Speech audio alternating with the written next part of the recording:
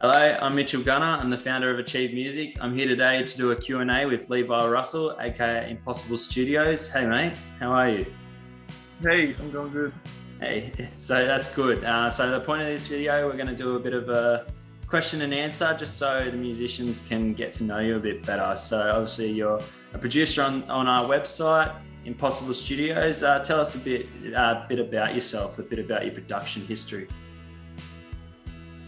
Um, well, I guess it's been a progression from playing music.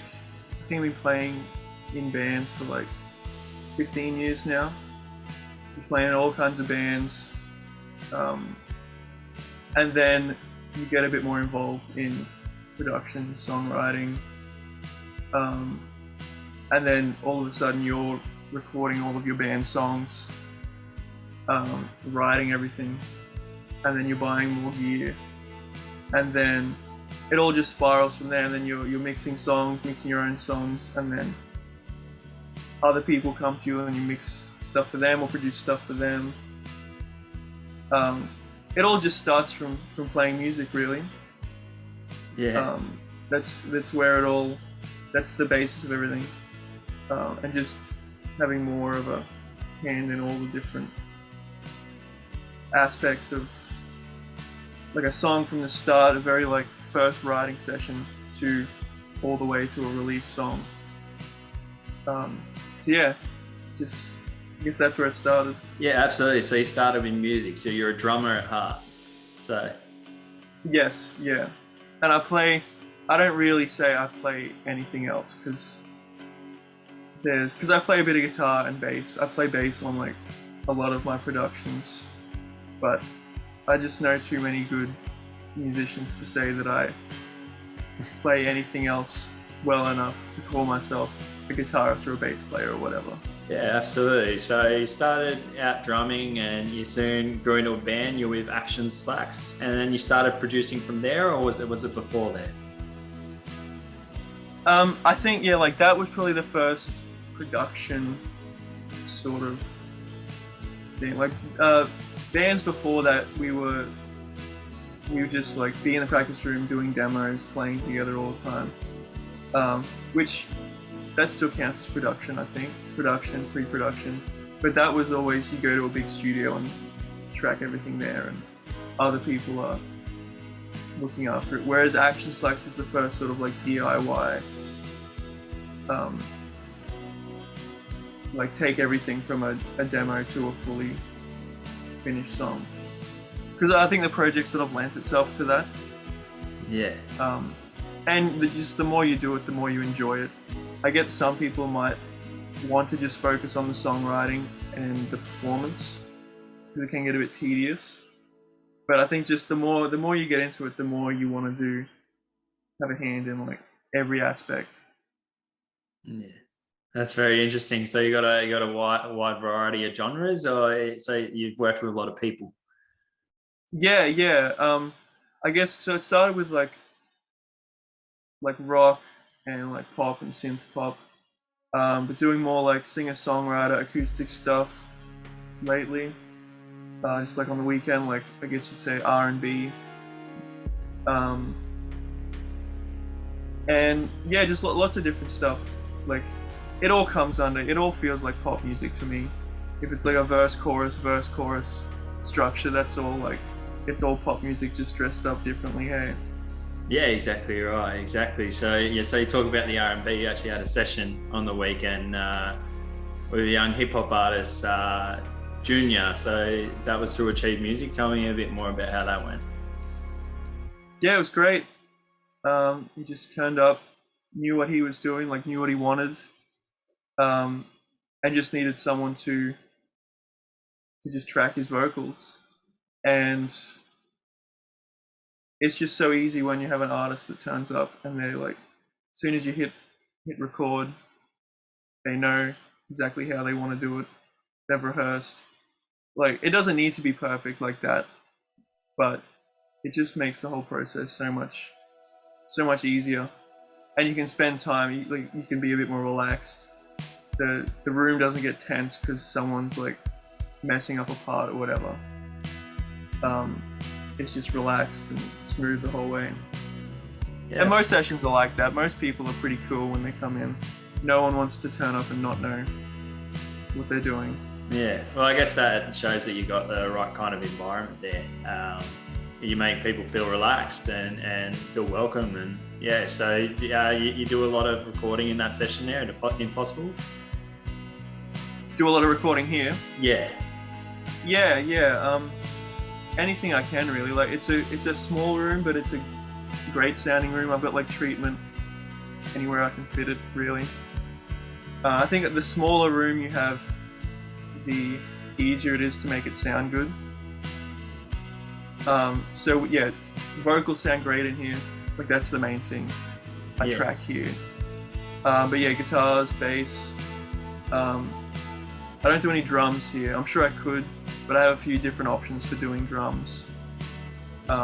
Different studios, and like I have a rehearsal space where I track some drums. Or a lot of stuff these days is programmed drums, which is cool too. Yeah. Yes. But yeah, everything, like anything I can track here, I do. And those are the fun sessions when you just have people here to interact with, and they bring their ideas in. If you're doing mixes for weeks on end and you don't see anyone, it can get a bit like go a bit crazy. Just like turn up in the morning, mixing all day. Hope the client likes this. Yeah. So it's good to break it up with some recording or songwriting. Just the variety of doing all the different things. Yeah, exactly. So that's songwriting sort of thing. So you're talking before about when the musician comes in, they already have a rough understanding of what they're doing. But you're saying that with the songwriting, encouraging if someone's not too sure about what direction they want to take with their music or sound, you're open to working with them through that sort of process. Yeah, that's what it's all about. It's like demos will turn up here in all different like stages. Like someone might just have a full, like a really rough, just acoustic guitar and a vocal, but they want to build the song into like a full band thing or something bigger. And they'll have some references of like, oh hey, the vibe on these couple of songs is cool, and you sort of get a feel for like what they're going for. And then other people turn up and they sort of have the whole thing like mapped out and like a fully fleshed out demo, and it's just a matter of taking it from that and doing the finishing touches of whatever it needs. Normally you always re-record vocals, but just taking like whatever it needs to get that demo to a finished song. And I always just say to an artist, like, what do you want the song to be like? Or what do you, like, if we're stuck on a verse or something, what do you, like, is it missing something? Is there too much going on? And they'll normally have ideas, even if it's vague, just like, it needs to be bigger, or it needs to be whatever. And if they don't really have ideas, I'll have some ideas. Yeah. And then there's always different ideas that you can chuck out, and then you chuck out something that's like, oh no, that's not working, but then they'll get an idea of something else. And it's just, I guess the freedom to be creative and do whatever you want to do. That's great. We love creativity. And obviously with all that work you've done and all the past history, you've had some luck, and you've done what so many people try to do, and you've had airtime on stations like Triple J. So talk me a bit through that success. Like how did you get that? It's just, I guess it just comes down to like just making music, just like making and putting out music consistently, which is a struggle. Like just to like consistently have songs finished, and always be like, by the time a song comes out, you should have 2 more. Yeah. Already sort of being finished up. I guess it's just that process of having music out there, and you put out songs that you think are going to do great and they don't do so well, or they don't do what you hoped, and then other songs do better for whatever reason. Yeah. But yeah, I don't know if it never feels like that much. You never like stop to take in anything like Yeah. anything like that. It's always just like focused on like what are we doing next week or tomorrow, or like Yeah. what's the song I'm working on right now. Yeah. But yeah, it is nice to have like radio play and like a lot of good community radio around the country. I feel like that's the most interesting radio stations, Yeah, absolutely. playing the most like diverse stuff. Yeah, and they're definitely different than commercial stations. You won't hear the same 10 songs every hour. So that's really good to get play on there. Yeah, definitely. So obviously your production work with Action Slacks and all that, consistency, that's what you're saying is a big thing as well. So pumping out music, don't just pump out one song, keep pushing forward and keep going for that next thing. That's brilliant words. Absolutely amazing. And yeah, I'd encourage that on everyone, and if they can keep releasing music. So yeah, that's good. Hard work pays off. So we'll get into the finer things now. So we'll talk about your studio. So let us know a bit of the gear that you have in there that can help people record. Well, I think there's lots of nice gear. I guess we'll start with the speakers. I've got some like Quest-Ed monitors. It's like if you don't have great speakers, anything else you do, you have no idea what's going on. And decent selection of mics. RE20, SM7, Bee's Knees, condenser. And then your general like 57, SM57, 58. But I think my favorite piece of gear is the API preamp. Yeah. So, and I run everything through that. It's just nice having a good signal chain. Yeah, making the guitar sound nice, making everything sound smooth. Yeah, and it's like if you A/B it to like say like just direct in, just your guitar direct into your interface or your converter or whatever, the difference is it's not going to blow you away. It's like, okay, it sounds a little different, it sounds a little better, like through the API. But then when you have a whole session with 50 tracks or 100 tracks, and they've all gone through that, just that 5% difference, just that bit of saturation on some things and a bit of depth and just a bit of niceness.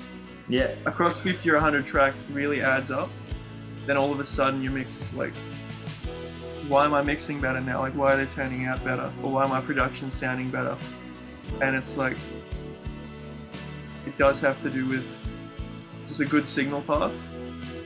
So just like the 5%, the 1% increases.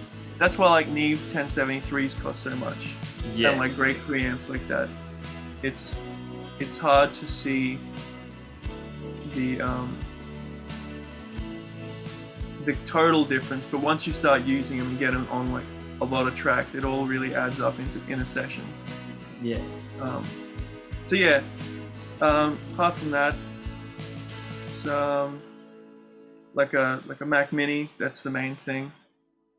Got to have a solid computer, and just like guitars, basses, acoustic guitars. Yeah. Anything you want. I just like, it's not a lot of gear. It's more like each piece of gear is high quality. I'd rather have like quality over quantity. Yeah, absolutely. I don't want to have like 5 or 6 or 7 average guitars. I'd rather have like 2 nice guitars. You don't want a million cables going through. You just, the nice flow. Yeah, so with 10 years production experience, all that gear, you could definitely have some up and coming producers that are doing their own music come into the studio and learn some stuff from you. Yeah, even just like breaking some mixes down, breaking productions down. Um, and I feel like we can all learn from each other. Like I'll see other people um, open a mix or whatever, and it's like, oh, what have you done there? Like, why have you used that reverb, or how have you used that reverb, or EQ or compressor or whatever, or just a really like simple stock plugin that you'd never ever think to use, and it's not cool. And it's like, yeah, I use this on everything, and then they just make it work. So you're always learning off everyone, I reckon. Every time you're in the studio, whether it's my studio or any other studio I go to, I think every day you're learning something. That's great. Yeah. So just one last question, Levi. I thought I would ask, so Impossible Studios, what made you come up with that name? Well, yeah, because I only used that name on Achieve Music. Yeah. Because I had to come up with a name for the studio, for the room, and I never had to before. It was always just like my studio. And some friends of mine, we listened to this podcast. It's like the only podcast I listen to now. I used to listen to podcasts hours a day, and then now because I'm in here so much, I don't have time to. I'm too busy like working to listen to podcasts, which is a good problem to have. But that's like the only one that I've sort of kept up with. It's called Impossible Way of Life, and it's just from this quote from, do you know the band? The band from the 60s and 70s. They're just called The Band. No, not vaguely, but yeah, go on. Yeah, so they were Bob Dylan's backing band, and there's this movie about them. It's like called The Last Waltz, and it's like a concert with interview footage and stuff, and they're just talking about life on the road.